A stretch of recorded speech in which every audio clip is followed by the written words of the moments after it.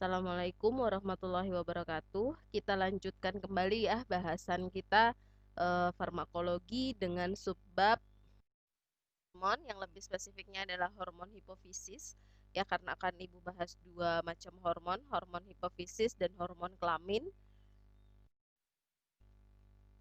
Ya, sebelum kita masuk ke hormon hipofisis, kita lihat dulu pengertian dari hipotalamus. Hipotalamus merupakan wilayah otak yang mengontrol sejumlah besar fungsi tubuh.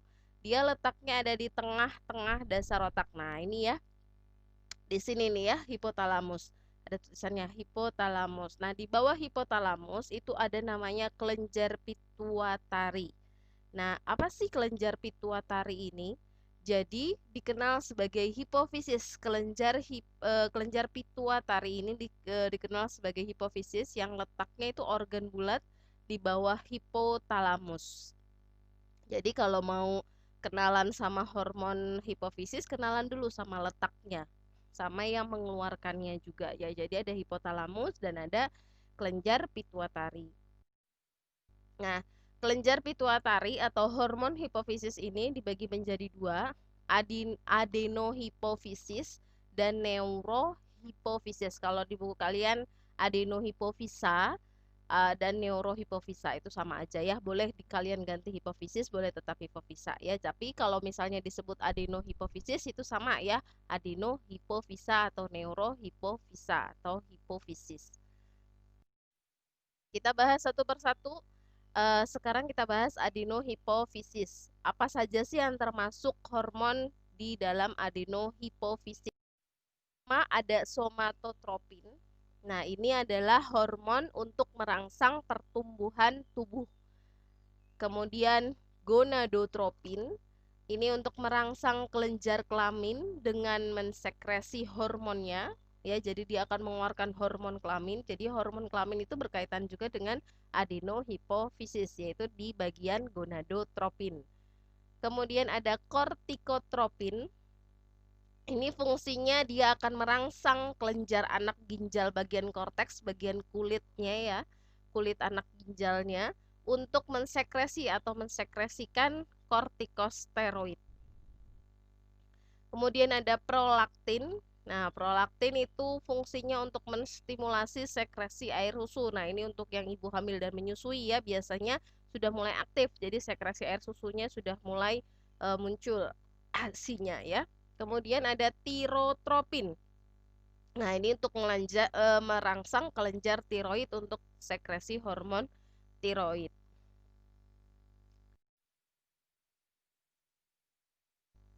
Ada dua hormon yang terkait neurohipofisis.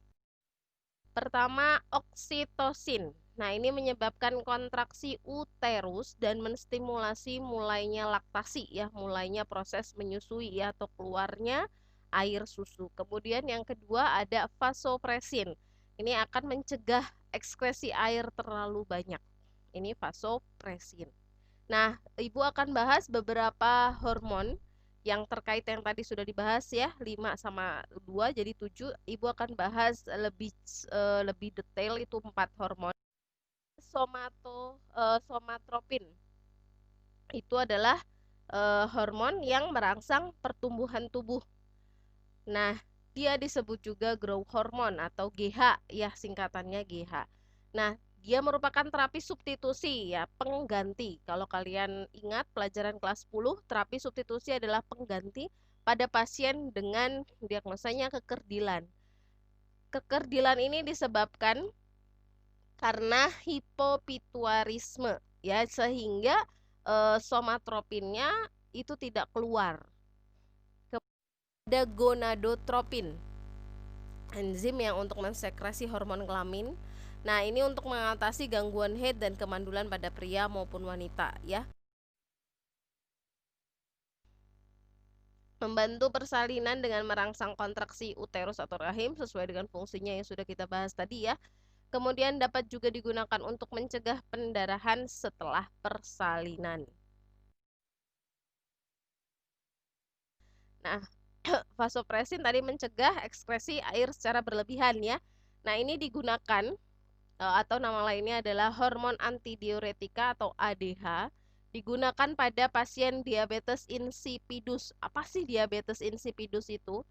Yaitu adalah penyakit di mana pasien tidak dapat mengontrol cairan. Jadi dia pipis terus bolak-balik kamar mandi, bolak-balik kamar mandi. Nah, gejalanya adalah poliuria. Jadi pipisnya berlebih. Penyebabnya dia kekurangan ADH, hormon antidiuretika atau vasopressin ini dia kekurangan dan dia insufisiensi hipofisis. Jadi hormonnya itu tuh nggak keluar gitu ya, nggak bisa keluar sehingga dia tidak dapat mengontrol cairan. Sampai di sini bahasan tentang hormon hipofisis. Ada yang ingin ditanyakan? Dipersilakan.